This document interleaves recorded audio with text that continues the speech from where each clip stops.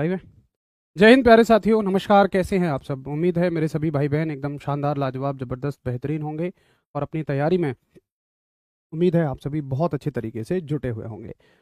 आशा करता हूँ कि बहुत अच्छे तरीके से आप सारी क्लासेस को लेते होंगे और शानदार तरीके से उनका रिवीजन भी करते होंगे। ऐसा करना बड़ा ज़रूरी है ताकि चीज़ें आपको लंबे समय तक याद रहें। बताएंगे आप सभी कैसे हैं, हालचाल कैसे हैं आप सबके, तैयारी पढ़ाई लिखाई कैसी चल रही है।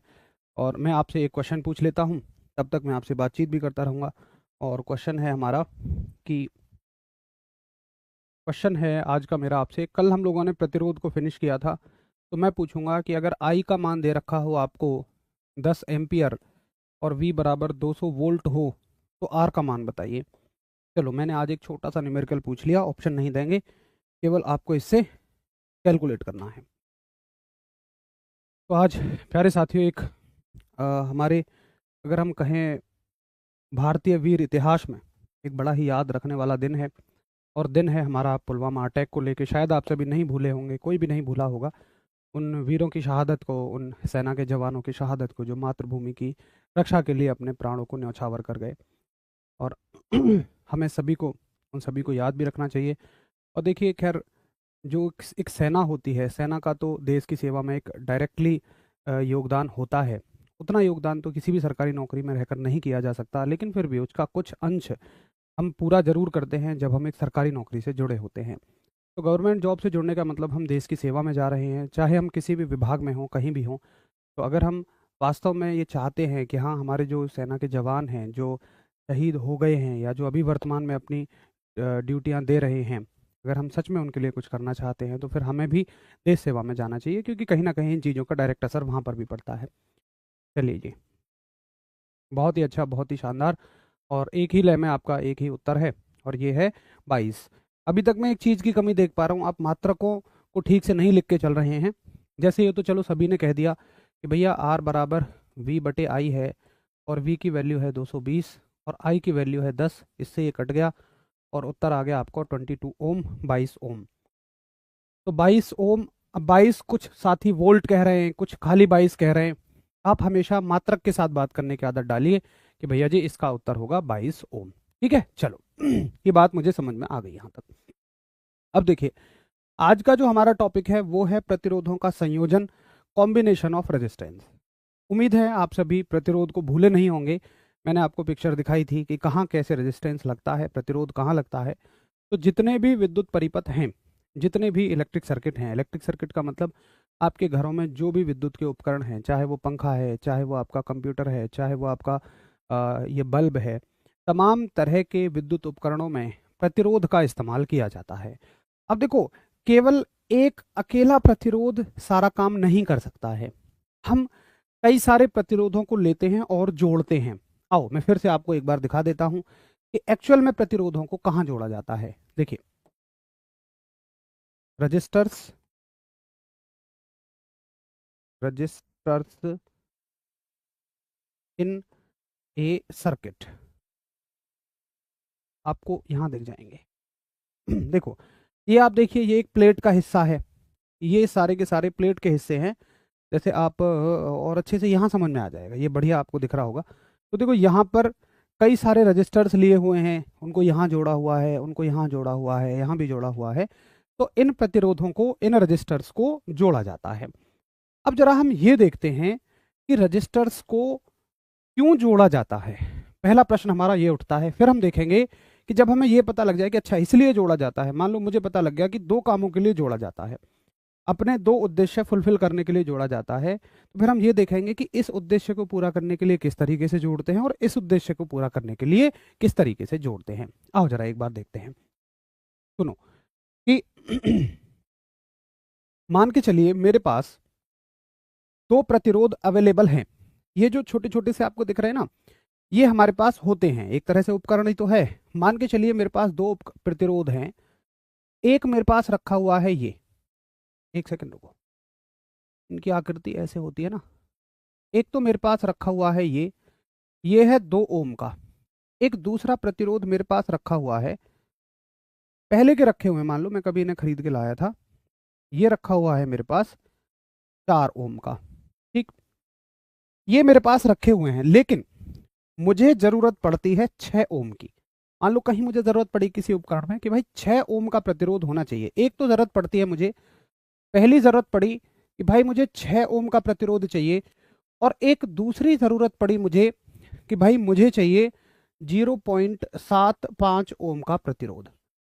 अब देखो, एक तो ऑप्शन मेरे पास ये है कि मैं बाजार जाऊं और फिर से नए प्रतिरोध खरीद के लाऊं। लेकिन आप सोचो, अगर हर जरूरत के लिए हम बाजार से सामान लाते ही रहेंगे तो प्रैक्टिकली सोचो इसको, अगर आप एक इंजीनियर हैं तो इंजीनियर का काम होता है कि कॉस्ट को कम से कम रखना है। भाई मान लो आप इंजीनियर हैं फ़ोन के, तो आपका ध्यान क्या रहेगा? ऐसा थोड़ी है कि केवल इसमें तकनीकी बढ़ाते चले जाओ, चाहे खर्चा कितना ही आ जाए, चाहे फ़ोन 10 लाख का हो जाए। नहीं, आपको ये भी तो ध्यान रखना पड़ेगा कि भाई कीमत कम से कम लगनी चाहिए। तो मैं कोशिश करूंगा कि जो मेरे पास है पहले मैं इसी में से काम चलाने की कोशिश कर लूं, पहले मैं इसी को काम चला दूं। तो अगर मुझे इन दोनों को मिलाकर ये बनाना है तो बड़े ध्यान से सुनना, क्या करेंगे हम। मैं क्या कहूं कि भाई इनको सीधा सीधा जोड़ दो, जैसे मैं समझाता जा रहा हूं अभी वैसे समझो। इनको सीधा सीधा जोड़ दो। भाई एक 4 है, एक 2 है, तो 4 और 2 को सीधा सीधा जोड़ दो, भाई साहब उत्तर आ जाएगा 6। तो 6 तो मैं आराम से बना लूंगा, इन दोनों को लूंगा सीधा सीधा जोड़ दूंगा। अब ये बात आती है कि चलो मैथ में तो समझ में आ गया, लेकिन फिजिकली यानी भौतिकी तरह से हम कैसे जोड़ें। भौतिकी का मतलब जो हमें दिखता है कि हम इनको कैसे जोड़ें। तो देखो मैं क्या करता हूं, अगर आप उत्तर इनसे 6 चाहते हो, एक सेकंड रुको, ये इस पेज पे नहीं हो पाएगा, मुझे अगले पेज पे बनाना पड़ेगा सारा। R1 मैंने कहा था 2 ओम है, और मैंने कहा R2 जो है आपका 4 ओम है, और मैंने ये कहा था आपसे कि 2 प्रतिरोध हैं ये, एक ये है, ये इनमें 2 तार निकले होते हैं, और एक प्रतिरोध मेरे पास ये है, ये 4 ओम का है। ठीक है, तो एक मेरी जरूरत पड़ी कि मैं कितने ओम का प्रतिरोध बनाऊं, 6 ओम का। तो मैंने क्या किया कि भाई 4 और 2 को जोड़ दो 6। लेकिन प्रैक्टिकली कैसे जोड़ेंगे? भाई प्रैक्टिकली ऐसे जोड़ोगे आप, इनके कनेक्शन कैसे करोगे? एक प्रतिरोध को ऐसे लोगे और दूसरे प्रतिरोध को उसके साथ ऐसे जोड़ दोगे, मतलब इन दोनों प्रतिरोधों के तारों को लोगे और ऐसे करके आपस में ऐंठ दोगे। ठीक है भैया, अगर आप ऐसे ऐंठ दोगे तो अब इनका जो कुल योग बन जाएगा वो 6 ओम बन जाएगा। तो मैं इन दोनों को जोड़ के काम चला सकता हूं। लेकिन अगर मुझे बनाना हो, अगर मुझे बनाना हो 0.75 ओम, तो कैसे बनाऊंगा मैं? तो कैसे जोड़ूंगा मैं जोड़ूंगा भाई 1/4 और 1/2, मतलब 4 और 2 को 1/1 करके जोड़ूंगा। अब 1/4 1/2 का मतलब क्या है? सॉल्व करके देखो इस फ्रैक्शन को। भाई 1/4 का मतलब कितना हो जाता है? 0.25। अब भाग करके देख लेना। 1/2 का मतलब हो जाता है 0.5, और 0.5 में 0.25 को जोड़ोगे तो उत्तर कितना आ जाएगा? 0.75। जिनको दशमलव के भाग नहीं आते हैं वो ऐसे करो कि देखो दशमलव के बाद यहाँ 2 अंक हैं तो यहाँ भी 2 अंक बनाओ। 2 अंक बनाने के लिए एक जीरो हम अपनी तरफ से बढ़ा सकते हैं। अब देखो ये 50 हो गया, 25 हो गया, 50 और 25 75, हर एक में 2 अंक के बाद दशमलव है, यहाँ भी 2 अंक के बाद दशमलव लगा दो। तो चलो ये तो मुझे समझ में आ गया, लेकिन ये बताओ कि प्रैक्टिकली कैसे कनेक्शन होंगे इसके।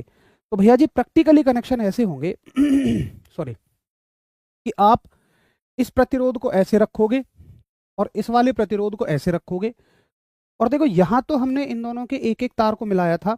अच्छा, दूसरे दूसरे तार कहाँ मिल जाएंगे भाई? ये किस में लगे होते हैं? किसी उपकरण में। और किसी उपकरण में लगने का मतलब इनको वोल्टेज धारा सब चाहिए होगा, तो हम इनको बैटरी से जोड़ते हैं, है ना। तो ये हम बैटरी लगा रहे हैं। ये मान लो मेरे पास बैटरी है, आपने बैटरी में 2 सिरे पढ़े होंगे, एक प्लस एक माइनस। तो इसका एक सिरा बैटरी के प्लस से जोड़ देते हैं और इसका दूसरा सिरा बैटरी के माइनस से जोड़ देते हैं। अब चाहे इसको माइनस से जोड़ो, इसको प्लस से, यहाँ कोई फर्क नहीं पड़ेगा। ठीक है, धारा हमेशा प्लस से निकलती है। अगर आपको धारा इस दिशा में बहानी है तो ऐसे जोड़ दो, अगर इस दिशा में बहानी है तो प्लस इसको लिख दो, वो तो कोई मैटर ही नहीं करता। यहाँ पे मैं क्या करूंगा कि इन दोनों के तारों को आपस में मिलाऊंगा ऐसे, और दोनों सिरों को ऐंठूंगा। ठीक है, दोनों सिरों को मिलाऊंगा। देखो यहाँ पे केवल एक सिरा मिला हुआ है, यहाँ पे दोनों सिरे मिल रहे हैं। यहाँ पे एक एक सिरा बैटरी के एक एक हिस्से से जुड़ा है, परंतु यहाँ पर हम दोनों सिरों को बैटरी के दोनों हिस्सों से जोड़ेंगे।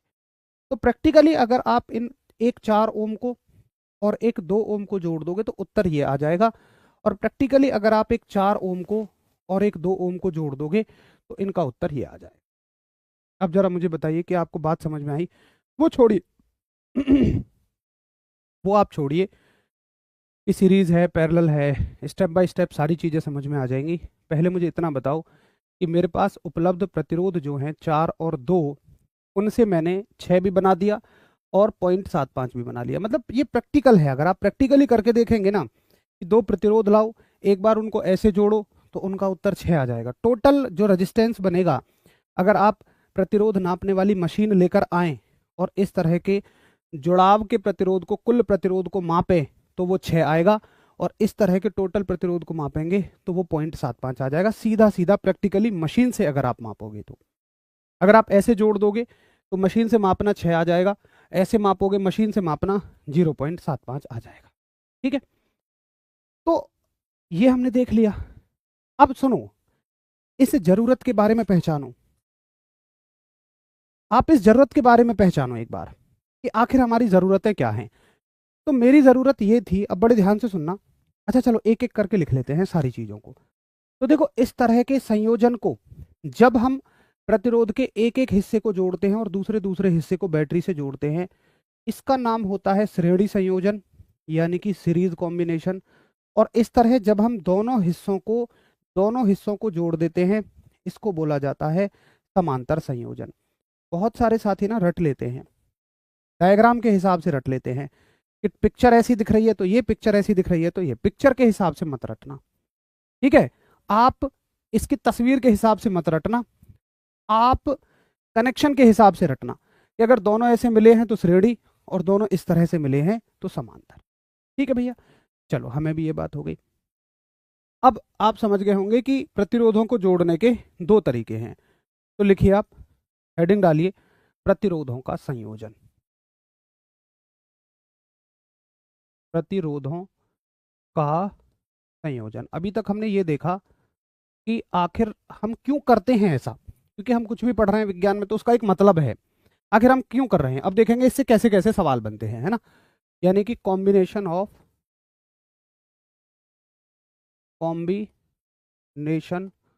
ऑफ रेजिस्टेंस,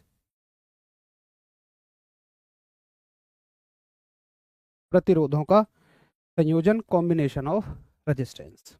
और जरा एक बार देखते हैं क्या होता है प्रतिरोधों का संयोजन, क्या होता है कॉम्बिनेशन ऑफ रेजिस्टेंस। तो पहला कॉम्बिनेशन क्या है आपका, पहला लिखेंगे आप श्रेणी संयोजन, यानी कि सीरीज कॉम्बिनेशन। तो सीरीज कॉम्बिनेशन में लिखेंगे आप, माना R1 व R2।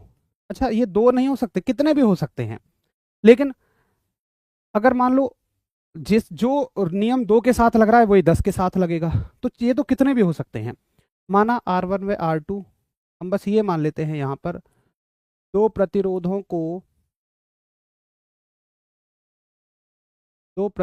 को श्रेणी क्रम में जोड़ा जाता है। तो let two resistors of R1 and R2। अब R1 R2 का मतलब देखो, ऐसे लिखने का मतलब क्या होता है, जैसे हम R1 R2 लिख रहे हैं कि R1 का मान कुछ भी हो सकता है, 2 4 6 8 10। मान लो मैं 2 ले लूँ तो एक बच्चा कहेगा 3 क्यों नहीं लिया, 3 ले लूँ तो एक बच्चा कहेगा 6 क्यों नहीं लिया। तो हम इसलिए ले लेते हैं कि भाई जो मन करे वो ले लो। R1 का मतलब कुछ भी हो सकता है, ठीक है, आप कुछ भी मान मान लेना। R2 का मतलब कुछ भी मान लेना। मैं तो आपको एक नियम बताऊंगा जो आप समझ जाएंगे। तो बहुत सारे साथियों का बहुत सारा प्यार है, तो नहीं, यदि आप पहले टीचर मिल गए होते तो हम लोग पहले कामयाब हो गए होते। आप अच्छा पढ़ाते हैं, मैं भी फिजिक्स पढ़ाता हूँ सर आईसी में। थैंक यू, बहुत बढ़िया सत्येंद्र भाई, वेरी गुड। बच्चों को अगर आप पढ़ाते हैं, जो भी जहाँ भी जैसा पढ़ाते हैं, तो एक कोर नॉलेज देना। कोर नॉलेज का मतलब एक अच्छी नॉलेज उन्हें देना, ताकि उन्हें चीज़ें प्रैक्टिकली समझ में आए, केवल थ्योरेटिकली नहीं। चलो सर फिजिक्स की भाषा में कम समझाएं प्लीज़। ठीक है, अब से मैं फिजिक्स की भाषा में नहीं, आपको मैं ब्रह्मांड के खगोलीय पिंडों की भाषा में समझाऊंगा। अरे भाई, फिजिक्स की भाषा ही तो चलेगी जब फिजिक्स है तो माना R1 में R2 दो प्रतिरोधों को श्रेणी क्रम में जोड़ा जाता है। Let two resistance of R1 and R2 are connected in series. ठीक है, सीरीज में दो प्रतिरोध जोड़ दिए जाते हैं। अब देखो, दो रजिस्टर्स को हमने यहाँ पर कनेक्ट किया। तो कनेक्ट करने का तरीका क्या है? हम कहते हैं कि भाई कनेक्ट करने का मतलब है, मैं ना अगले पेज पे लेकर जा रहा हूँ, आप तो यहीं से नोट कर लेना क्योंकि पूरा कंटेंट आएगा नहीं मेरा। तो दो प्रतिरोधों को कनेक्ट करने का मतलब है कि मैंने दो प्रतिरोधों को, आप यहाँ से नोट करना मेरे साथ, इस तरह से जोड़ा हुआ है। एक ये प्रतिरोध है और एक दूसरा प्रतिरोध जो है वो यहाँ मैंने जोड़ दिया। ठीक है, इनका कलर चेंज कर देते हैं ताकि आपको पता रहे। और इनके एक एक सिरे को मैंने किससे जोड़ दिया? बैटरी से जोड़ दिया, ऐसे ऐसे करके ये। ठीक है, इसकी वैल्यू है R1 और इसका मान है R2। ठीक है, ये सिंपल एक बैटरी है। ये लगा दो, लिख दो यहाँ पर कि भाई ये क्या है? बैटरी। चलो, तो अब आपसे पूछा जाएगा इसमें, जो हम कह रहे हैं ना कि इनका जो आंसर है, जैसे मैंने कहा कि भाई 4 और 2 को जोड़ के कितना आया? ये आया 6। तो ये 6 क्या है? 6 क्या है? कुल प्रतिरोध। भाई दोनों को जोड़ के आंसर कितना आया, मुझे ये बताओ बस। भाई ये क्या है? इन दोनों को ऐसे जोड़ा तो ये उत्तर आया, ऐसे जोड़ा तो ये उत्तर आया, मतलब ये है क्या? तो इसको हम क्या बोलेंगे कि भाई ये फाइनल आंसर है दोनों को जोड़ने के बाद। तो फाइनल को यहाँ फिजिक्स की भाषा में हम कहते हैं तुल्य। तो हम कहेंगे तुल्य प्रतिरोध। अगर कोई हमसे तुल्य प्रतिरोध पूछे, चार प्रतिरोधों को श्रेणी क्रम में जुड़वाकर, चार रजिस्टर्स को सीरीज में जुड़वाकर, तो हम ऐसे जोड़ेंगे, ये हमारा तरीका होगा। ठीक है, तो आप कहोगे भैया जी कि ये क्या है? तुल्य प्रतिरोध। आपसे पूछा जाएगा इन दोनों का तुल्य प्रतिरोध क्या निकलेगा, यानी कि हम कहेंगे तुल्य प्रतिरोध जो होगा, तुल्य प्रतिरोध को इंग्लिश में कहते हैं इक्विवेलेंट रेजिस्टेंस। जो इक्विवेलेंट रेजिस्टेंस होगा उसको हम दिखाते हैं आर ई क्यू। ठीक है, आर ई क्यू से दिखाते हैं इक्विवेलेंट रेजिस्टेंस को। और इक्विवेलेंट रेजिस्टेंस जो होगा उसका सूत्र होगा कि सीरीज में अगर आप जोड़ रहे हो ना तो सीधे सीधे जोड़ते चले जाओ, ये फॉर्मूला है। हालांकि इसका भी एक कारण है, लेकिन हमें उस पर नहीं जाना है। हम बस इतना समझेंगे कि अगर सीरीज में जोड़ेंगे तो सीधा सीधा उत्तर कितना आ जाएगा? R1 plus R2। क्लियर है सभी को? इस सीरीज में जोड़ने का मतलब है R1 प्लस R2। अब देखो सवाल कैसा आएगा, इस जगह को थोड़ी सी खाली छोड़ देना, ठीक है, या इसके नीचे थोड़ी बहुत जगह, या इसके साथ ही क्वेश्चन लिख लो, कोई दिक्कत नहीं है, इसके साथ ही क्वेश्चन लिख लो। जैसे ये सवाल आएगा, ये आरआरबी ग्रुप डी 23 अगस्त 2022 कि एक 2 ओम का प्रतिरोध एक 4 ओम के प्रतिरोध के साथ श्रेणी क्रम में संयोजित है। बस आपको यह पहचानना है क्रम कौन सा है। अगर क्रम है श्रेणी और आपसे पूछा गया है उनका तुल्य प्रतिरोध ज्ञात करिए, उनका इक्विवेलेंट रेजिस्टेंस ज्ञात करिए, तो आप कहोगे भैया तुल्य प्रतिरोध श्रेणी क्रम में क्या होता है? तुल्य प्रतिरोध इक्विवेलेंट रेजिस्टेंस किसमें? श्रेणी क्रम में। ठीक है, किसमें जुड़े हैं ये? श्रेणी क्रम यानी कि सीरीज में। तो हमें पता है कि भाई श्रेणी क्रम में तो भैया जी आर इक्विवेलेंट को सीधा लिखते हैं हम R1 प्लस R2। एक 2 ओम है, एक 4 ओम है, तो 2 और 4 कितने हो जाएंगे? 6 ओम। और आंसर ऑप्शन हमारा डी बन जाएगा। सबको क्लियर है? भाई व्हाइट बोर्ड पर नहीं पढ़ा पाएंगे क्योंकि रिफ्लेक्शन बहुत होगा आपकी आंखों पे भी, मेरी आंखों पे भी। आप तो बहुत मतलब फ़ोन की स्क्रीन में देखेंगे, मैं पगला जाऊंगा यहाँ वाइट स्क्रीन पे, बहुत तेज़ी से रोशनी लगेगी, रिफ्लेक्शन बहुत होता है ना वाइट कलर का। सही है, तो यहाँ तक सभी को क्लियर है कि भैया श्रेणी क्रम से इस तरह का सवाल आएगा तो मैं उसको बहुत इजीली कर जाऊंगा। अब फिर से मैं यहीं लौट कर आता हूँ। देखिए होता क्या है कि बार बार वो ऐसा नहीं करेगा कि ऐसे ऐसे डायग्राम बार बार बना कर देगा। इसकी जगह पर इसकी जगह पर वो प्रतिरोध का ना सिंबल बना लेता है, रेजिस्टेंस की जगह सिंबल इस्तेमाल कर लेता है। तो हर एक जगह पर हम कलाकारी तो नहीं दिखाएंगे, हम ये पेंटिंग नहीं करेंगे। जैसे ऐसा नहीं है कि यहाँ पर मैं पूरी बैटरी बनाऊंगा और उस पर लिखूंगा बढ़िया तरह से कि भाई बैटरी किसकी है? वोल्टास की है, ऐसे नहीं लिखूंगा। मैंने सिंबल बना लिया कि इसका मतलब आप समझ जाओ बैटरी है। तो देखो प्रतिरोध का सिंबल क्या होता है? प्रतिरोध का मतलब आप एक ऐसे बना दोगे कि एक तो ये प्रतिरोध हो गया और एक दूसरा ये प्रतिरोध हो गया। समझ गए? तो आगे हम अगर ऐसा निशान बनाऊं तो समझ लेना एक इसका निशान है प्रतिरोध का, और इनके सिरों को किससे जोड़ा गया है बाबूजी? बैटरी से जोड़ा गया है। तो आप समझ जाना कि ये भी प्रतिरोध है और ये भी प्रतिरोध है, यानी ये रजिस्टर्स लगे हुए हैं। ठीक है, ये लगे हुए हैं प्रतिरोध। तो ये तो मैंने आपको प्रैक्टिकली समझाया, बट सिंबॉलिकली मतलब सिंबल्स की फॉर्म में, जो हम प्रतीकों की फॉर्म में पढ़ेंगे वो इस तरह से पढ़ेंगे। चलो, तो भैया जी ये बात मुझे अच्छे से समझ में आ गई। और पता है, इसको भी आप बैटरी ना कह के, चलो आगे समझा दूंगा मैं आपको, कहीं आएगा, कोई दिक्कत नहीं है कि शेल में और बैटरी में क्या फ़र्क है।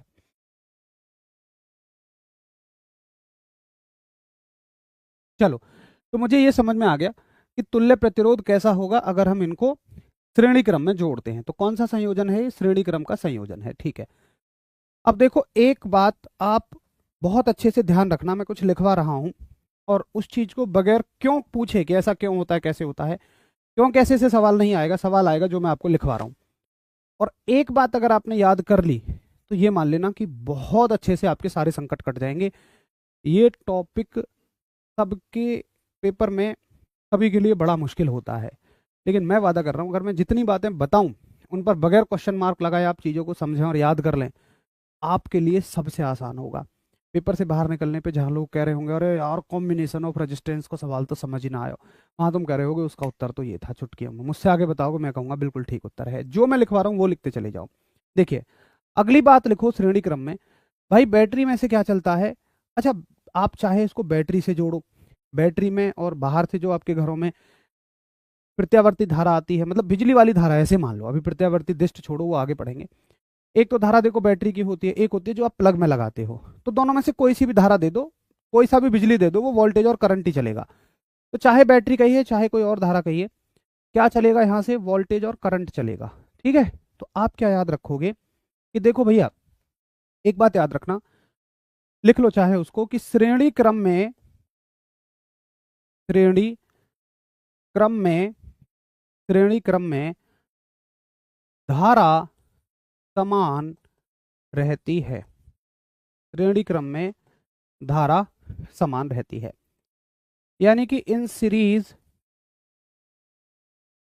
Current remains same. ये बहुत ज्यादा इंपॉर्टेंट बात है। हर एक लाइन से ना, ये मान लो मेरी से पेपर में आने वाला सवाल है कि श्रेणी क्रम में धारा समान रहती है, यानी कि सीरीज में जो करंट है वो सेम रहता है। कैसे? इसका मतलब क्या है कि देखो, अगर बैटरी से 5 एम्पियर चला तो भैया जी इसको भी 5 ही एम्पियर मिलेगा और इसको भी 5 एम्पियर मिलेगा, करंट बटेगा नहीं। ये बात सोचने में अजीब सी लग सकती है कि यार दोनों में करंट बटना चाहिए, नहीं। तो याद रखेंगे, अगर श्रेणी क्रम में दो प्रतिरोध जुड़े हैं, two resistors are arranged in series, तो वहां पर जो धारा है वो समान रहेगी। दूसरी बात आप याद रखेंगे, देखो धारा समान रहेगी तो वोल्टेज बट जाएगा। तो आप याद रखेंगे कि श्रेणी क्रम में, ये बहुत इंपॉर्टेंट पॉइंट है, श्रेणी क्रम में वोल्टेज, और अच्छे से लिख देता हूं मैं, श्रेणी क्रम में वोल्टेज बट जाता है, यानी कि इन सीरीज वोल्टेज डिवाइड या डिवाइड्स। वोल्टेज कैसे डिवाइड होता है? देखो, जैसे मान लो ये V है, मान लो ये 12 वोल्ट है, तो हो सकता है इसको 8 इसको 4 मिल जाए, इसको 4 इसको 8 मिल जाए, इसको 10 इसको 2 मिल जाए। वो तो निर्भर करेगा इनकी क्षमताओं पर कि भाई इसकी क्षमता कितनी है, इस प्रतिरोध की क्षमता कितनी है, इसकी ज़रूरत कितनी है। अगर कोई बड़ा है कोई छोटा है तो बड़े को ज़्यादा मिलेगा, छोटे को कम मिलेगा, है ना। तो वोल्टेज जो है वो बढ़ जाएगा, यानी कि यहाँ से V चलेगा तो इस वाले प्रतिरोध को V1 मिलेगा, इस वाले प्रतिरोध को V2 मिलेगा। मतलब हम कहेंगे कि बैटरी से निकलने वाला कुल वोल्टेज जो है, चाहो तो आप यहाँ पे लिख भी सकते हो कि वोल्टेज बढ़ता कैसे है, यही लिख लेना कि जो बैटरी से निकलने वाला कुल वोल्टेज है, जो बैटरी से निकलने वाला टोटल वोल्टेज है, वो क्या हो जाएगा, अगर दो प्रतिरोध हैं तो दोनों में बढ़ जाएगा। कुल वोल्टेज को हम VT से दिखा देंगे कि VT मतलब टोटल वोल्टेज, तो टोटल वोल्टेज हो जाएगा V1 प्लस V2। बोलो क्लियर है? जरा बताइए। हाँ जी भैया, मुझे आपकी बात समझ में आ गई है। सर जी थोड़ा स्पीड से चलिए, अभी केमिस्ट्री भी बाकी है। भाई विष्णु, मैं केमिस्ट्री पैरेलल में शुरू करा दूंगा, पर मैं इतने से ज़्यादा स्पीड से नहीं चल सकता। हम हर एक चीज को बिल्कुल प्यार से और बारीकी से समझ कर चलेंगे।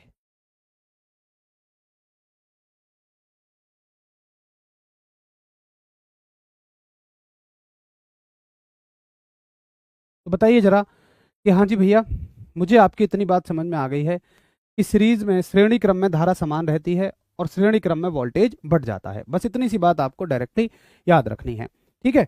अब देखो एक चीज और देखिए,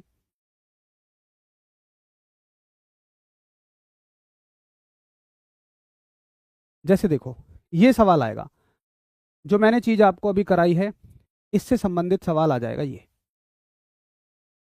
एक सेकंड रुको, इसको यहाँ, चलो यहीं लगा लो, यहाँ ये सवाल आएगा। ग्रुप डी 1 सितंबर 2022, इन टॉपिकों से सवाल पूछा जाता है कि जब प्रतिरोधकों को श्रेणी क्रम में संयोजित किया जाता है, जब रजिस्टर्स को सीरीज में ऐड किया जाता है, तो प्रत्येक प्रतिरोधक में विभवांतर कैसा होता है।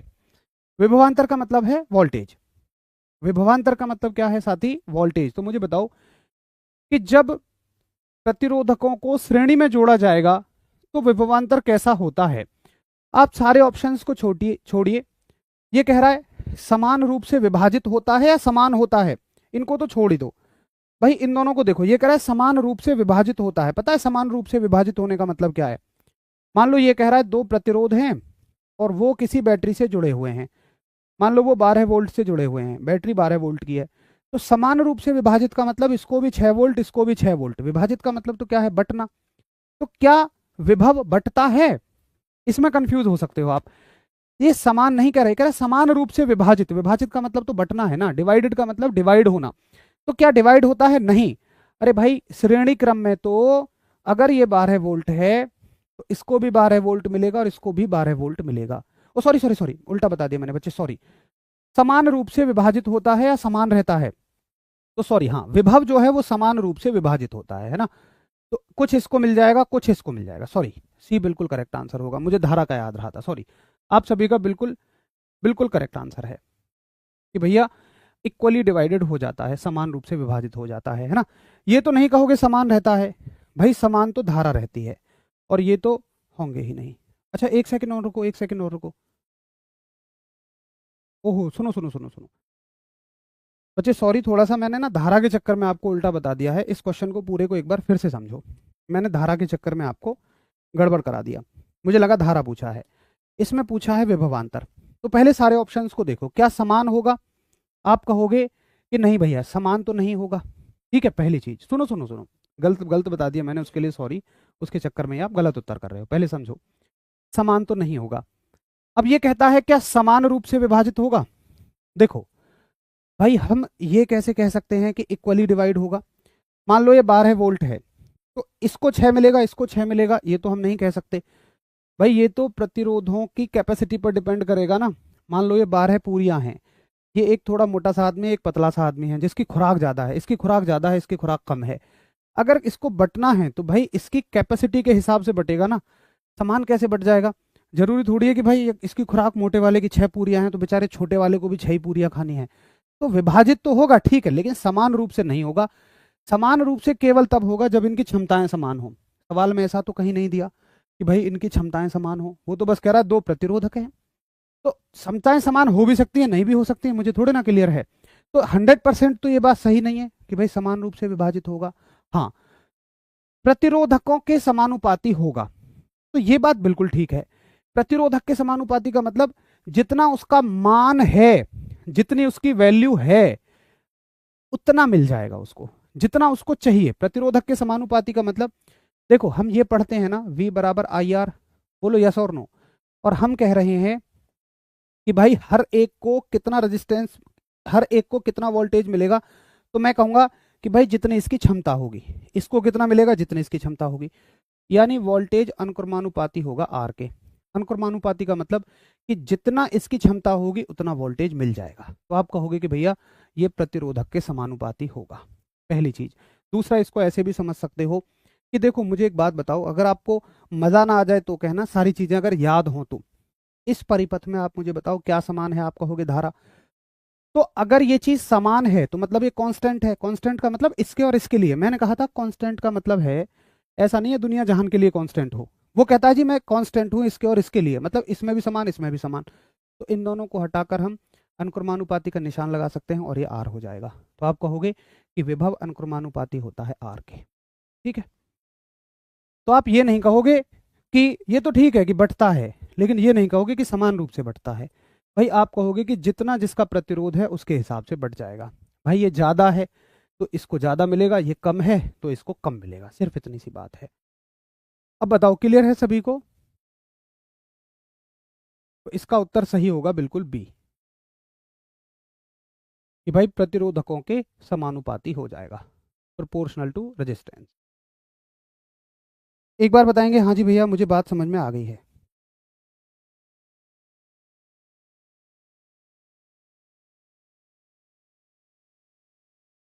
ठीक है, चलो, तो सभी को बिल्कुल क्लियर है।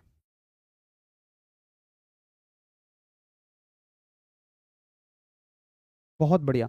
तो यहां तक इससे इस तरह के सवाल बने हैं, और मैं एक आधा कोई सवाल देख लेता हूं कि जो श्रेणी क्रम से संयोजित है। देखो जैसे श्रेणी क्रम से एक और सवाल उठा लो। आरआरबी ग्रुप डी 17 सितंबर 2022 में आया हुआ था। समान क्यों नहीं होता है? समान इसलिए नहीं होगा भाई क्योंकि अगर दोनों समान हैं, देखो समान केवल कब होता, जब ये दोनों समान होते, है ना। मतलब ये जितने ओम का होता उतना ये होना चाहिए था, लेकिन सवाल में तो ऐसा कहीं नहीं कहा गया कि दोनों समान हैं। तुम कहोगे सवाल में ये भी तो नहीं कहा गया कि असमान है। हाँ बिल्कुल, लेकिन अगर आप ये कह रहे हो कि भाई समान रूप से विभाजित होता है तो आप 100% ये मान रहे हो कि समान है, जबकि हो सकता है समान हो भी, हो सकता है ना भी हो। तो मैं 50-50% पे तो रिस्क नहीं लूंगा, फिर मुझे उससे बेहतर एक ऑप्शन ये मिल रहा है तो मैं इसको लगाऊंगा। तो जब तक सवाल में कुछ स्पेसिफिक ना कहा जाए तब तक हम आगे नहीं चलेंगे। आप समझो सवाल, आगे इससे समझ में आ जाएगा, है ना। ये देखो जैसे सवाल कि 30 ओम प्रतिरोध वाले एक इलेक्ट्रिक लैंप 6 ओम प्रतिरोध वाले एक चालक को। अब सुनो, मैंने आपको बताया कि प्रतिरोध जो है ना वो अलग से लगे होते हैं, है ना, किसी परिपथ में। लेकिन ऐसा नहीं होता है कि ये जो प्रतिरोध हैं ये अलग से होंगे तो ही किसी परिपथ में प्रतिरोध होगा। भाई प्रतिरोध का मतलब है धारा के मार्ग में रुकावट। अगर हमें स्पेशली धारा को रोकना है, कम करना है, तो हम इनको लगाएंगे। लेकिन जो उपकरण होते हैं ना उनमें खुद भी तो धारा के मार्ग में रुकावट होती है, तो वो उपकरणों का खुद का भी एक प्रतिरोध होता है। जैसे अगर मैं इस फोन को देखूं अपने को, तो इसमें अगर मान लो, जैसे मान लो एक सिंपल बल्ब ले लो, बल्ब, ये तो फोन तो ज्यादा बड़ी चीज हो जाएगी, बल्ब ले लो। बल्ब में अगर कोई प्रतिरोध मैंने बाहर से नहीं भी लगाया तब भी वो अपने आप में एक प्रतिरोध है। तो या तो प्रतिरोध आप बाहर से लाके लगाओ, जो मैंने आपको दिखाए थे कैसे दिखते हैं, या जितने उपकरण होते हैं वो खुद भी अपने आप में एक प्रतिरोध उत्पन्न करते हैं। तो ये बात समझ में आ गई? ये जरूर बताओ कि हाँ भैया ये बात समझ में आ गई कि प्रतिरोध आप बाहर से लाके भी लगा सकते हो अगर आपको जरूरत पड़ रही है तो, नहीं तो हर एक मटेरियल का तो अपना प्रतिरोध होता ही है, मतलब हर एक उपकरण का। तो यहाँ पे कह रहा है, आप ये कहोगे ना भैया ये लैंप कहाँ से आ गई, तो एक इलेक्ट्रिक लैंप है। देखो लैंप का चिन्ह होता है ये, सिंबल मैंने इसलिए अलग से नहीं पढ़ा है क्योंकि सवालों में रिपीट होंगे, आपको सारे क्लियर हो जाएंगे। तो ये है लैंप का वोल्टेज और ये है लैंप। और एक कहता है एक चालक है कोई भी, मान लो फिर चालक हमें नहीं पता क्या है तो उसकी जगह ये बना देंगे। लैंप का प्रतिरोध कितना है 30 और इसका कितना है 6। कैसे जोड़ा है इनको श्रेणी में? तो डेफिनेटली मैंने क्या किया है कि ये दोनों होंगे ना, इसका एक तार ये, एक तार ये, इसका एक तार ये, एक तार ये, मैंने जोड़ दिया। और इनको मैंने किस में जोड़ दिया है? बैटरी से जोड़ दिया है 6 वोल्ट की। ये मैंने जोड़ दिया 6 वोल्ट की बैटरी से, ठीक है। तो कहता है कुल प्रतिरोध ज्ञात करिए 6 वोल्ट की बैटरी। तो मैं कुल प्रतिरोध कहे, तुल्य प्रतिरोध कहे, सब एक ही बात है ना। कुल कहे, तुल्य कहे, सब एक ही बात है। कुल प्रतिरोध यानी कि टोटल रेजिस्टेंस। तो भैया जी टोटल रेजिस्टेंस हो जाएगा, आप कहोगे कि श्रेणी में तो सीधा जोड़ देते हैं, 30 और 6 36, हो गया आपका उत्तर 36 ओम। क्लियर यहाँ तक? तो सभी इसको कर लेंगे। चलो अब मैं ना थोड़ा सा आपको बटने वाली चीज़ों में क्लैरिटी नहीं आ रही है, मैं बटने वाला एक सवाल कराता हूँ फिर आपको चीज़ें समझ में आ जाएंगी। एक सेकेंड रुको, अगर मेरे पास कोई सवाल हुआ तो मैं ज़रूर दूंगा। ये है आपका समांतर का है, समांतर का है, श्रेणी संयोजन का प्रभावी प्रतिरोध, हाँ ठीक है। ये मेरे पास एक सवाल है, और एक सवाल कर लेते हैं, पहले हम श्रेणी के एक तरफ से कर लेते हैं फिर समांतर के कर लेंगे, है ना। तो श्रेणी का एक और सवाल सभी करके दिखाओ। 2 ओम के प्रतिरोध वाले 3 प्रतिरोधों को, 2 ओम के प्रतिरोध वाले 3 प्रतिरोधों को, सुनो अब ना इनमें ना लैंग्वेज का बड़ा कंफ्यूजन रहता है। चलो ये तो मुझे समझ में आ जाएगा कि 2 ओम के 3 है और श्रेणी में जोड़ा जा रहा है और प्रभावी प्रतिरोध पूछ रहा है। देखो प्रभावी हो, कुल हो, तुल्य हो, सब एक ही बात है। मतलब कुल मिला के फाइनल आंसर कितना आएगा उनको जोड़ने के बाद। तो अगर आप ये कहो कि भैया प्रभावी प्रतिरोध मुझसे पूछा है, प्रभावी प्रतिरोध इंग्लिश में क्या कह रहा है, इफेक्टिव रेजिस्टेंस कह रहा होगा। कहाँ लिखा हुआ effective resistance, effective resistance. Effective अगर पूछा है और किस में जुड़े हैं, श्रेणी में, 2 ओम के 3 हैं, 2 ओम प्लस 2 ओम, हालांकि ओम ना भी लिखो इसके साथ तो भी चलेगा, ज्यादातर हम लिखते भी नहीं है। 2 2 प्लस 2 कितना हो जाएगा, 6 ओम उत्तर हो जाएगा। अब देखो इनके ना नामों में कभी कभी कंफ्यूजन हो जाता है, ये करना तो आसान है लेकिन नामों से भी पहचानना जरूरी है। देखो ये जो आप उपकरण देख रहे हैं, ये जो उपकरण है, ये जो हमने चित्र में देखा था, इसका नाम क्या होता है, प्रतिरोधक। इसका नाम होता है प्रतिरोधक। उपकरण का नाम है रजिस्टर, ठीक है। और इसकी जो क्षमता है उसको कहते हैं हम रेजिस्टेंस। ये मतलब एक नाउन है और एक एडजेक्टिव है, ये संज्ञा है और वो क्या है आपका विशेषण है। समझ गए आप। तो प्रतिरोधक की जो क्षमता होती है उसको हम कहते हैं प्रतिरोध, कि भाई रजिस्टर का रेजिस्टेंस कितना है। क्योंकि हो सकता है कि भाई इसकी क्षमता 10 ओम हो, 20 ओम हो, 100 ओम हो, तो मैं कहूंगा अगर लाइन में बहुत सारे प्रतिरोध पड़े हुए हैं तो मैं कहूंगा ये प्रतिरोधक हैं, ये रजिस्टर्स हैं। और इसकी जो क्षमता होती है उसको बोलते हैं प्रतिरोध, यानी कि रेजिस्टेंस। तो ये छोटी छोटी चीजें जरूर समझ में आनी चाहिए, तब सवाल की लैंग्वेज जो है वो क्लियर रहती है, बिल्कुल फिर कोई कंफ्यूजन नहीं रहता। ये सब बताइए क्लियर है। 2 ओम के 3 प्रतिरोधों को जोड़ते हैं तो अनिल कुमार कहते हैं सर 1.5 आएगा। 2 ओम के प्रतिरोध वाले 3 प्रतिरोधों को, अब यही तो गड़बड़ होती है, आप 3 का आधा 1.5 कर रहे हो, ऐसे थोड़ी ना करना है। आपको कहा गया है कि 2 ओम के 3 प्रतिरोध हैं मेरे पास, इसको प्रतिरोधक भी कह देता है, प्रतिरोध भी कह देता है, हालांकि प्रतिरोधक कहना चाहिए। 2 ओम के 3 हैं तो 2 ओम के 3 का मतलब यही तो आ जाएगा, ठीक है। मनीष प्रजापति फास्ट चलिए भाई, माफ़ी चाहूँगा, इससे ज़्यादा फास्ट मैं बिल्कुल भी नहीं चल पाऊँगा। और मैं आपको हाथ जोड़कर उन सभी साथियों की तरफ से रिक्वेस्ट कर चुका हूँ जो बिल्कुल जीरो से पढ़ने आए हैं, बेचारे कैसे कैसे अपना समय काट के पढ़ रहे हैं, अपने खुद की कमाई से पढ़ रहे हैं, अपना कहीं मेहनत मजदूरी करते हैं तब क्लास लेते हैं। तो वो चाहते हैं कि भाई बिल्कुल जीरो से चीज़ें चलें। आपका इसमें कोई नुकसान नहीं है, पेपर की कोई डेट नहीं है। हो सकता है कि आपको 4 क्लास 6 क्लास फालतू पढ़नी पड़ जाएंगी, आपका तो कोई नुकसान नहीं है, 4 6 क्लास फालतू पढ़ना कोई नुकसान नहीं है। लेकिन 4 6 क्लास मान लो मैं आपका फ़ायदा करा दूँ, कम पढ़ा दूँ, तो उन सभी साथियों को बहुत बड़ा नुकसान हो जाएगा, उनको कुछ भी समझ में नहीं आएगा। तो प्लीज़ भाई मैं माफ़ी चाहूँगा, वो प्लीज़ सभी साथी कोऑपरेट करो जो ये कह रहे हैं कि मैं मानता हूँ अगर आपके बेसिक क्लियर हैं तो फिर आपके लिए ये चीज़ें कुछ भी नहीं है, लेकिन उनसे पूछो या आपने भी जब पहली बार सीखी होंगी तो ये तोप लगती होंगी, हवा लगती होंगी, है ना। प्लीज़ उनके लिए थोड़ा सा कोऑपरेट करिएगा, ठीक है। तो और बच्चे देख लेते हैं, मुझे कोई श्रेणी क्रम का मिलता है तो मैं देख लेता हूँ, नहीं है तो चलो अब चलते हैं दूसरे वाले क्रम पे। तो हमने देखा पहले अच्छे से प्रतिरोधों के संयोजन में श्रेणी क्रम, और श्रेणी क्रम में मैंने ये पाया कि जोड़ने का तरीका क्या होता है कि हर एक प्रतिरोध को एक एक तार को आपस में मिला दो और दूसरे तार को बैटरी से जोड़ दो। ऐसा करने से कुल प्रतिरोध R1 प्लस R2 हो जाएगा और ऐसे संयोजन में धारा समान रहती है जबकि विभव जो है वो बट जाता है, ठीक है जी।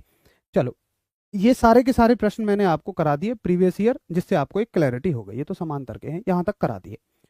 अब दूसरा संयोजन जो है, टॉपिक हमारा प्रतिरोधों का संयोजन ही चला हुआ है, और दूसरा संयोजन जो है हमारा वो है समांतर संयोजन, यानी कि पैरेलल कॉम्बिनेशन। समांतर संयोजन, पैरेलल कॉम्बिनेशन। देखिए पैरेलल कॉम्बिनेशन में क्या होता है, समांतर संयोजन में क्या होता है, मैंने आपको बताया समांतर संयोजन में जोड़ने का तरीका क्या है कि मान लो मेरे पास 2 प्रतिरोध हैं ये, ठीक है ये, और मैं इनको कैसे जोड़ूंगा, एक प्रतिरोध ये है, एक प्रतिरोध ये है, दूसरा ये है। इनका कलर मैं चेंज कर लेता हूँ थोड़ा ताकि फ़र्क पता रहे। तो मैं क्या करूँगा, इसके तार को आगे खींचूंगा ऐसे, या एक दूसरा तार जोड़ लूँगा, या इसके तार को ऐसे यहाँ मिला लूँगा और इनके तार को आपस में ऐसे मिला दूंगा। और मैं इनको एक बैटरी से जोड़ दूंगा, ठीक है, यही तो रहेगा। इनको मैं जोड़ दूंगा एक बैटरी से, ऐसे। इसको कहेंगे हम समांतर संयोजन। और अगर मान लो इसकी क्षमता कितनी है, R1, अब तो आप समझ गए होंगे, इसकी क्षमता R1, इसकी क्षमता R2, तो कुल प्रतिरोध जो आएगा, देखो इसमें जोड़ने का क्या तरीका होता है, इसमें जोड़ने का तरीका है कुल प्रतिरोध जो आएगा, जिसको हम तुल्य कहते हैं, कुल कहते हैं, प्रभावी कहते हैं, बहुत सारे नाम इसके हमने सीखे, यानी कि जो इक्विवेलेंट रेजिस्टेंस, हालांकि तुल्य ज्यादा आता है इसका नाम, जिसको हम कहते हैं आर इक्विवेलेंट, तो उसको हम कैसे निकालेंगे, हम लिखेंगे आर ई क्यू बराबर, अब देखो इसमें लिखा ही ऐसे जाता है, 1/, में जोड़ा जाता है। ये क्यों होता है, हालांकि इसका भी एक कारण है, लेकिन हमें अपने स्तर पे कारण नहीं समझना। आपने देखा कि जितने भी सवाल हमने पढ़े उसमें कहीं आपसे कारण नहीं पूछा गया, जितना मैं आपको करा रहा हूँ उससे प्रीवियस ईयर क्वेश्चन बन जाएंगे, प्रीवियस ईयर नहीं, आप देखना किसी और एग्जाम के क्वेश्चन भी बन जाएंगे बहुत आराम से। तो भैया जी ये हो गया इन्हें जोड़ने का तरीका, ठीक है साहब। चलो वो हम जोड़ेंगे तब देख लेंगे। अब एक देखो, एक तो चीज ये पढ़ ली हमने, इसमें तुल्य प्रतिरोध क्या होता है, दूसरी चीज आप इसमें पढ़ो, आप ना केवल श्रेणी क्रम के पॉइंट्स को याद रखो, आप केवल श्रेणी क्रम के बिंदुओं को याद रखो, सीरीज के बिंदुओं को याद रखो, श्रेणी क्रम में उसका उल्टा कर दो भाई, समांतर में उसका उल्टा कर दो। श्रेणी क्रम में कौन समान रहता था, धारा, तो यहाँ पर धारा बट जाएगी, जो चीज वहां समान रहती है यहाँ बट जाएगी। इसका मतलब क्या है भाई, बैटरी से चलेंगे वोल्टेज और करंट, वहां धारा समान रहती थी लेकिन यहाँ धारा बट जाएगी। मतलब अगर यहाँ से आई चल रही है तो इसको I1 मिल जाएगी, इसको I2। अब वो कैसे मिलेगी, वो अपनी क्षमता के अनुसार मिलेगी, जिसकी जितनी क्षमता उस हिसाब से उसको धारा मिल जाएगी। तो आप कहोगे भैया जी कि समांतर क्रम में, समांतर क्रम में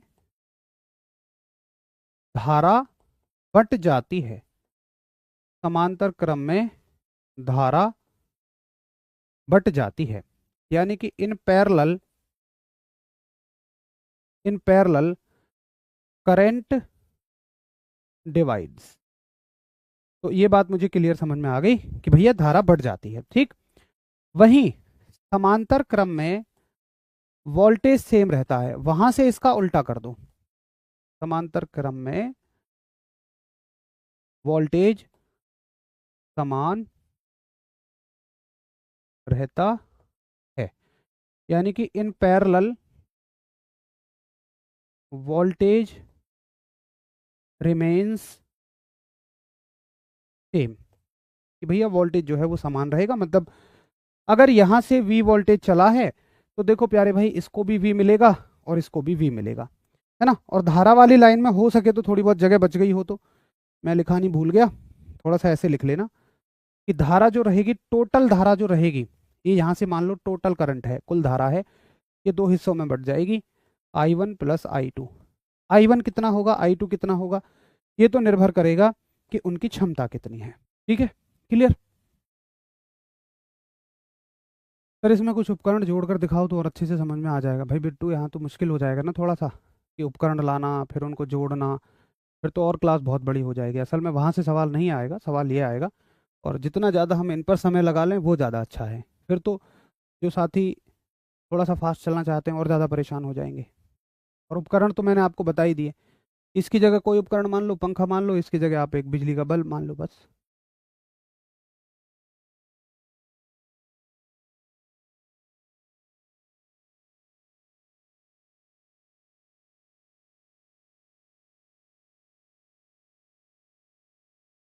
ठीक है, चलो। हाँ, क्विज सबको मिलेगी अभी, जो आपको सैटरडे को क्विज मिला करेगी, क्योंकि क्लास तो आपकी मंडे टू फ्राइडे है, तो सैटरडे को आपको क्विज मिला करेगी। हाँ शिवम, मैं उसको करा दूंगा, है ना, वो मिस्टेक हो गई एक छोटी सी, मैं करा दूंगा।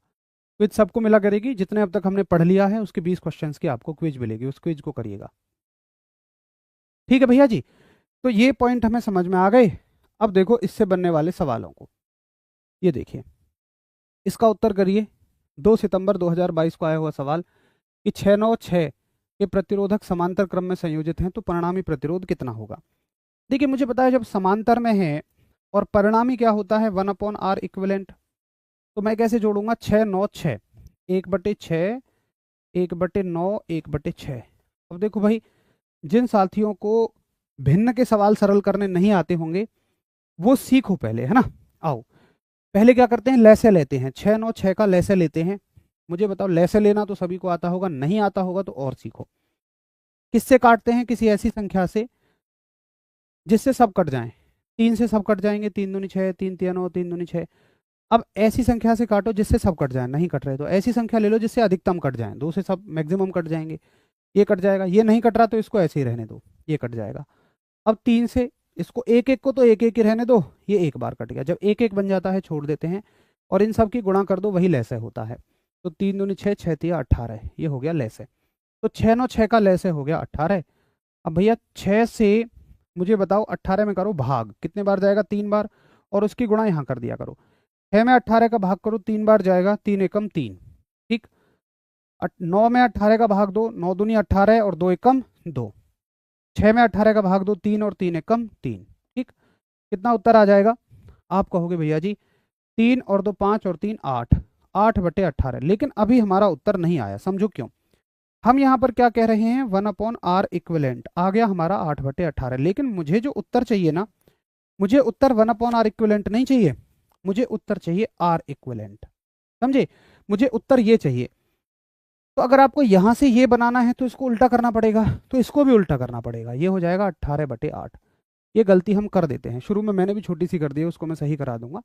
पहले इसको सॉल्व कर दीजिए। कितना हो जाएगा, 8 दूनी 16, 2 बचेंगे, 20 हो जाएगा, 8 दूनी 16 और यहाँ आ जाएगा 5, 8 पंजे 40। इतने ओम का उत्तर आ जाएगा 2.25। तो करेक्ट आंसर ऑप्शन आपका डी बन जाएगा, ठीक है। चलो चंद्रकांत भाई, थैंक यू।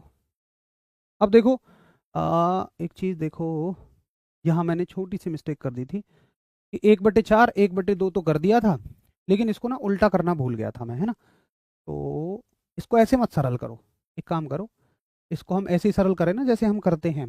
4 और 2 का कितना हो जाएगा, 1/r इक्विवेलेंट बराबर 4 और 2 का लैसे आ जाएगा आपका 4। 4 से एक बार, एक एकम 1, 2 से 2 बार और 2 एकम 2, तो ये हो जाएगा 3/4। लेकिन अगर हम इसको उल्टा करेंगे तो r इक्विवेलेंट कितना आ जाएगा, 4/3। तो 4/3 1.33। तो मान लो कि मुझे 0.75 नहीं चाहिए, मुझे कितना चाहिए था, 1.33।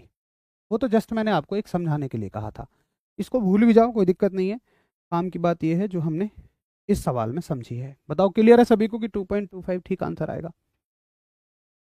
आपसे पढ़ने में अच्छा लगता है सर, प्लीज़ डिटेल्स में पढ़ाइए मेरे भाई। ग्रुप डी के स्तर पे इससे ज़्यादा डिटेल ना हो सकती है और ना आपको पढ़ने की ज़रूरत है। मैं वादा करता हूँ कि एक एक लाइन इससे ऊपर नीचे नहीं रहेगी, बिल्कुल निश्चिंत रहो आप। नीचे आ सकता है, ऊपर तो कुछ नहीं जाएगा। क्विज आपको एप्लीकेशन पे मिलेगी। एप्लीकेशन पे ना हमारे पे क्विज का एक सेक्शन बना हुआ है, क्विज पे क्लिक करेंगे तो बैच का नाम आएगा, जैसे रफ्तार 2.0 ग्रुप डी बैच। उस पर क्लिक करेंगे तो सब्जेक्ट आ जाएंगे, उसमें फिजिक्स पे क्लिक करेंगे तो क्विज मिल जाएगी। चलो क्लियर है सभी को। अब देखो अगला सवाल। चलो इस सवाल का उत्तर करके बताओ सभी। 10 15 और 30 ओम के 3 प्रतिरोध समांतर क्रम में संयोजित हैं, इस संयोजन का प्रतिरोध कितना होगा। तो बस आपको ये देखना है कि श्रेणी है समांतर है, समांतर है, ठीक है। तो मैं क्या करूंगा, 1/r इक्विवेलेंट बराबर, लिखना विखना मत लिखना क्योंकि कंपटीशन में इतना टाइम नहीं होता, हम सीधा आंसर शुरू करना है। कितना है, 10 15 30, 10 15 30, सवाल जमा दिया। अब बात है कि आप इसका लैसे लेना जानते हो, तो निकाल के देख लो, 10 15 30 का लैसे 30 आएगा, आप निकाल के देख लेना। 10 से कितने बार, 3 बार, 3 एकम 3। 15 से 2 बार, 2 एकम 2। 30 से एक बार, एक में एक की गुणा करोगे 1, 3 2 5 और 1 6, 6/30। अब बहुत सारे साथी 6 से 5 को काट के ना 5 लिख देते हैं, ऐसे मत किया करो। देखो अगर 30/6 होता तो जरूर आप 5 कह देते, लेकिन 6/30 को क्या कहोगे। आप काटते कैसे हो, आप काटते ऐसे हो कि एक बाहर से संख्या लाते हो जिससे दोनों कट जाए। मान लो मैं बाहर से 6 को उठा के लाया, 6 से एक बार और 6 से 5 बार, ये बाहर की संख्या है, तो ये हो गया 1/5। अब बहुत सारे साथी 1/5 ही उत्तर कर देंगे, अगर यहाँ 1/5 होता तो हम गलती कर देते। देखो आप हमेशा आदत डालो भाई, 1/r इक्विवेलेंट आया है 1/5 और मुझे करना है इसका उल्टा, है कि नहीं। मुझे तो इसका उल्टा जवाब देना है, तो यहाँ भी उल्टा कर दो और यहाँ भी उल्टा कर दो।